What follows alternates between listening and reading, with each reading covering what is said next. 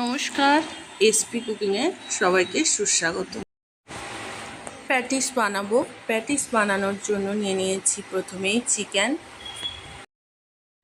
চিকেনটাকে আমি 4-5 কোয়া রসুন, হাফ ইঞ্চ মতো আদা দিয়ে ভালো করে বেটে নিয়েছি। তারপরে কড়াইতে পরিমাণ মতো তেল দিয়ে চিকেনটাকে দিয়ে ভালো করে নেড়ে চেড়ে তার মধ্যে গুঁড়ো মশলা দিয়েছি।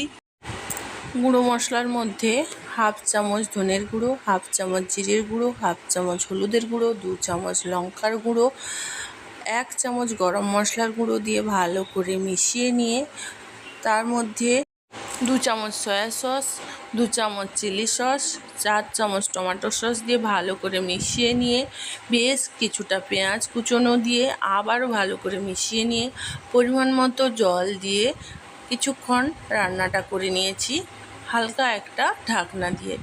যেহেতু সয়া সস দিয়েছি তাই লবণটা একটু বুঝে শুনে দিতে হবে। পুরটা ঠান্ডা হতে হতে আমি এখানে একটা ডো রেডি করে নিচ্ছি। 1 কাপ ময়দা, পরিমাণ মতো লবণ, 2 চামচ তেল দিয়ে ভালো করে মিশিয়ে নিয়েছি। তারপর অল্প অল্প জল দিয়ে একটা ডো রেডি করে নিয়েছি। ডোটা কিছু সময়ের জন্য রেস্টে রেখে দিয়েছিলাম। তারপর লুচির মতো করে বেলে নিয়ে পুরটা দিয়ে দিচ্ছি। আমি এখানে অল্প চিজ দিয়েছি, আপনারা চাইলে চিজটা একটু বেশি পরিমাণ দিতে পারেন। এইভাবে শেপ দিয়ে নিচ্ছি। তারপর হালকা একটু বাটার ও তেল মিশিয়ে ফ্রাই করে নেব।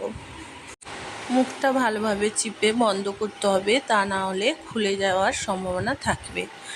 আপনারা চাইলে কিন্তু ডুবো তেলেও ফ্রাই করতে পারেন। এইভাবে একবার ট্রাই করে দেখতে পারেন, খেতে কিন্তু অসাধারণ হয়।